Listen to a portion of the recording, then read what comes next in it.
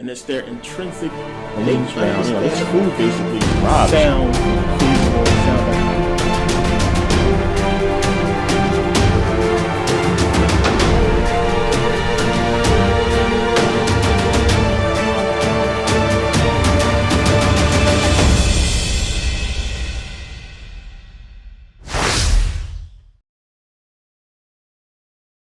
slavery was already in full swing. Now, we have already proven countless times when you go back and look at the old manuscripts, when you look at the codices, scribes put shit in there. It's already proven. Now, we already proved that they added to the Bible. We proved that they added to Mark, verses 9 through 20.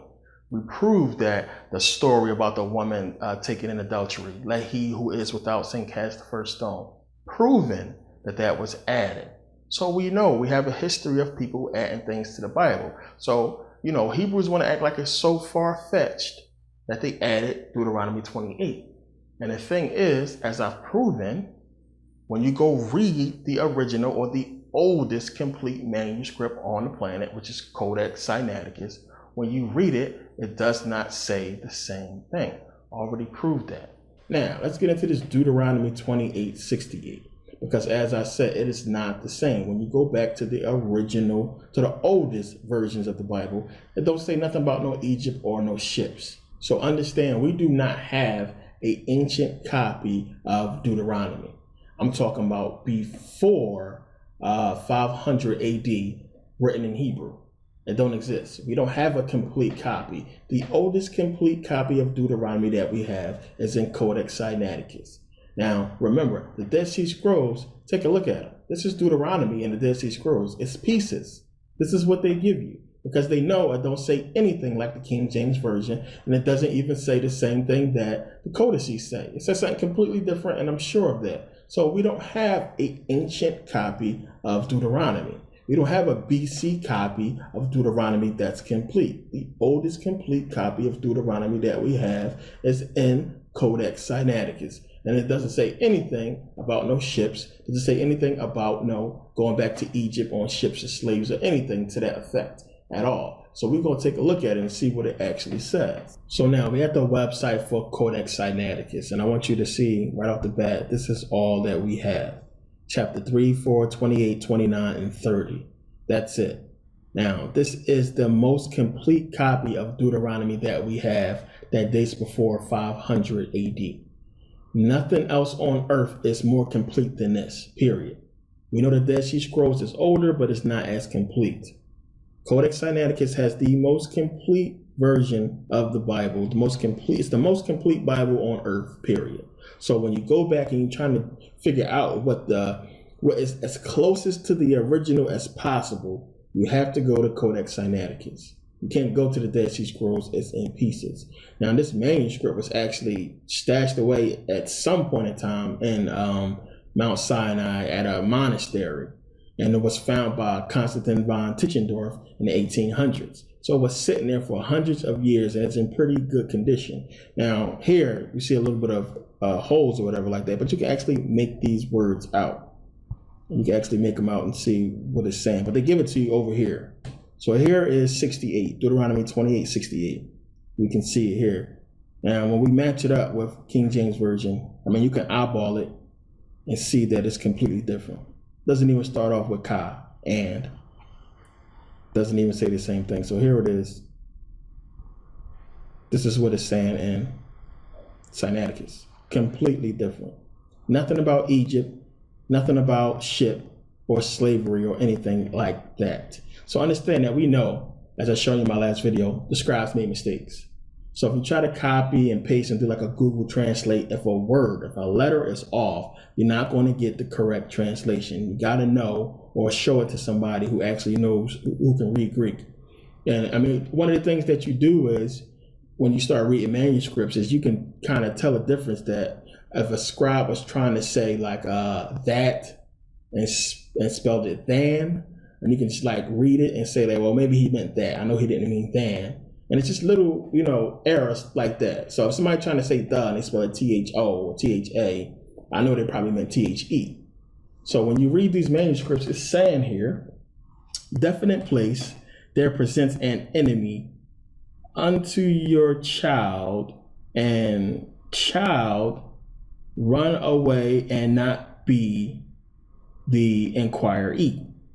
And that's basically what it's saying. Something about children. Doesn't say anything about no ships, doesn't say anything about Egypt. Definite place, there presents an enemy unto your child, and child run away and not be the inquiree. That's what it's saying. So when people read this thing, when they read the King James Version and they look at it, they are thinking that it says the exact same thing here in Codex Sinaiticus, or in the Septuagint, or in the original Bible, and it doesn't. It's not the same. They changed it, obviously. So when you read in all those passages, excuse me, from the King James Version, it's talking about slavery. The King James Version, they started in 1604, finished in 1611. Slavery was going on for hundreds of years already. Of course they knew about the iron around the neck. Of course they knew about what was happening to the slaves. They knew about the stuff already, and they wrote it in the Bible. This is what happened. So here's the proof right here. You can go through the manuscript yourself. Don't take my word for it. Go through it yourself and do the comparison. It's not the same. Now, you can't go to the Dead Sea Scrolls and do a comparison because it's not complete, because they don't want you to know what it says. But here's the proof right here. It doesn't say the same thing. So there you go. You got clear proof that your King James Version is not saying the same thing as the oldest manuscripts. And the problem is, as I said, Deuteronomy 28 is not complete. The most complete Deuteronomy 28 just so happens to be in a King James Version. And they want to say that it equals the Dead Sea Scrolls, and nobody can tell that because, as I said, the Dead Sea Scrolls are in pieces. This doctrine has been crushed and defeated. You people are in denial. None of you can refute what's in this video or in my previous videos. You can't do it. There is no proof. You don't belong debating with anybody when it comes to religion because you have no proof. You have faith. That's it. You have no facts. And the arguments that I always get is, how can you believe this book?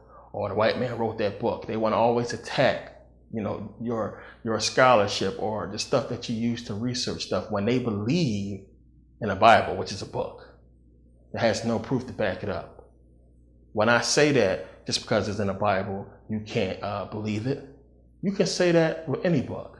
The thing is, the books that we use to research, we can actually go research and find proof to back up what we read. You can't do that with your Bible. We can do that. And it's weird that so many Hebrews, so many people find it so far-fetched that the Greeks had anything to do with the Old Testament. They found it far-fetched. People just, oh, you crazy. What are you talking about? Oh, I can't believe that. People are really blown away by that in a negative way. They just can't fathom it. But the thing is, you can't find, as I said, no Hebrew Torah, no Hebrew Old Testament that predates the Septuagint Greek. The only proof that we have of a Hebrew Torah or Old Testament is after the Septuagint Greek. I gave you the Leningrad Codex, the one that's the oldest complete Hebrew version of the Old Testament. It's not older than the Dead Sea Scrolls, but it's more complete than the Dead Sea Scrolls. I talked about all that in the video. And as I said, this is the thing. They don't watch it, so they don't get this information. You have no proof. You have speculation. You have belief and faith that there was a Hebrew version of the Torah before the Septuagint Greek, but you can't prove it. You can only go by proof. That's all I can go by. If you want to get into faith, you got to deal with people who deal with faith. We don't deal with faith. We deal with facts, proof, what we can prove. You can't have a conversation or debate with somebody who's bringing facts to the table and you got faith. Who's going to play them games? You can't play those games. That is crazy to believe that a 500-year-old man spent 100 years building an ark and put 2 of every animal on it. How am I supposed to take you seriously when you believe that? When you believe a man can survive 3 days in a big fish? I can't take you seriously. We can't have a serious dialogue when you believe such a thing happened. So, it's not far-fetched at all when you look at the proof. As I've shown with Herodotus, as I've shown with the Ionians. Now, I got into this, and of course, as I said, people don't want to accept Herodotus and his writings. He never mentions the Hebrews. Now, the only thing that these Hebrews have right, that they are correct on, is the fact that the ancient people who are known to be Hebrews or Israelites, the people who lived in Israel during that time period, was black. That is the only thing they have correct. But this is the problem. This is when I talk about critical thinking. When a person is so caught up in a belief that they don't want to think critically because it destroys their faith, it destroys their belief. So they don't want to go that far and dwell into something that could crush what they believe in. Now, common sense should tell you, if I was to say, well, what was the belief of the black people in Israel before they was Hebrews, before they became Jews?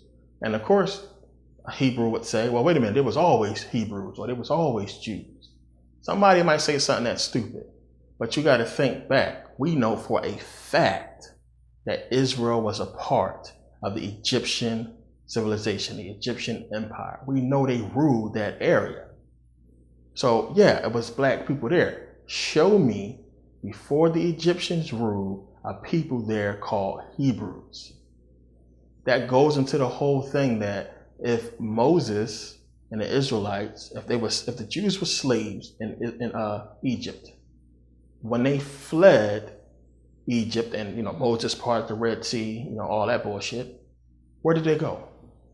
They couldn't have went into Israel even after 40 years of wandering because it was still under Egyptian rule. That is proven history. That is a proven fact. Everything that the Egyptians talked about and wrote about, no depictions of a bunch of kids being killed, because of the Pharaoh, because of Moses came there and, caused the firstborn of everybody to die. There's no stelas or depictions of that happening. Herodotus, who wrote about damn near everything, doesn't speak about the Hebrew. The Greeks didn't even talk about that, what happened. Somebody during that time should have been talking about the Red Sea being parted and these soldiers being swallowed up by the sea while running from the whole, Egyptian army or what have you. Somebody should have been talking about that. Nobody. You only find it in your Bible. Nobody else mentions it. So that right there alone should make you think, this is suspect. Besides the fact that there is no proof that they was there. But then you got to look, since we know that the Egyptians was in Israel, we know the Persians came and conquered the Egyptians, but the Egyptians still was in Israel. Even when the Persians came, they still had black people in Israel. So when the Greeks came, all of the black people wasn't gone from Israel, still was black people there, plain and simple. So what you think happened? Yeah, of course the Israelites, or the people who you want to call Hebrews or Israelites during that time, was black, but they was black people from Egypt. They was Egyptians, plain and simple, who was converted to this religion. That's what the facts show. So if you're going to say that they was black, you got to trace it all the way back and say, well, where did these black people come from? They couldn't have been Jews when the Egyptians was ruling there. And since we can't find any proof of Jews before this so-called slavery, what does that tell you?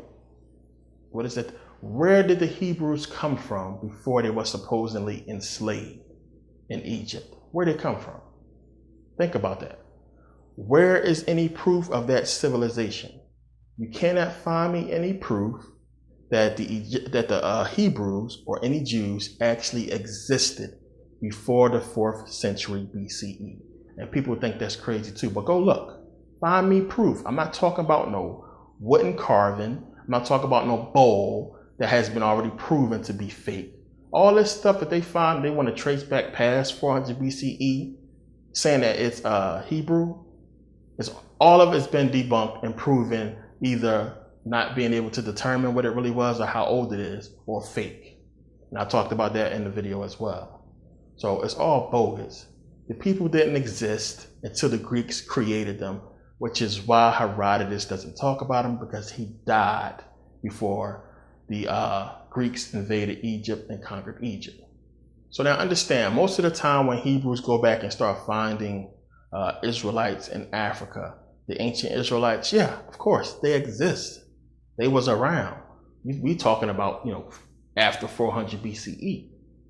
Once the whole, religion got put in on the people, and once people was becoming Jews or Hebrews and going out into Africa and spreading that whole Jewish doctrine, that was a long time ago. So you can go back far into antiquity and find these Jews, of course.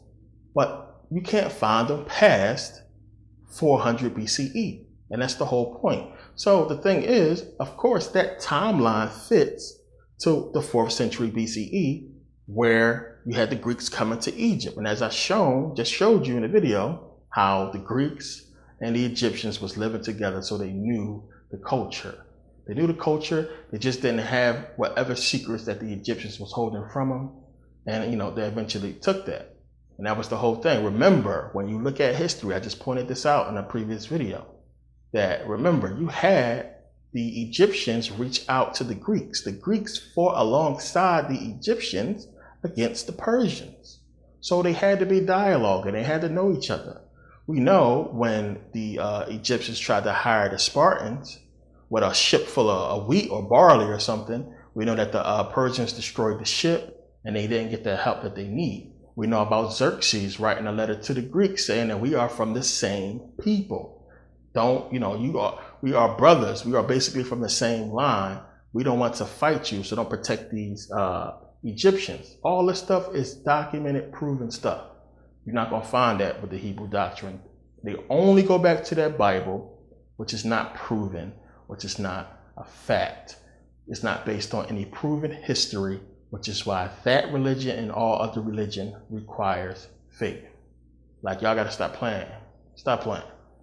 Coming here talking too much trash, and this is what I get mostly in the comment section, is insults instead of actual facts. It's just a person with their feelings hurt because they seen something that destroyed their hope. And to me, I don't even know why people want to get into the whole Hebrew doctrine. Is bullshit. There's no proven history to it.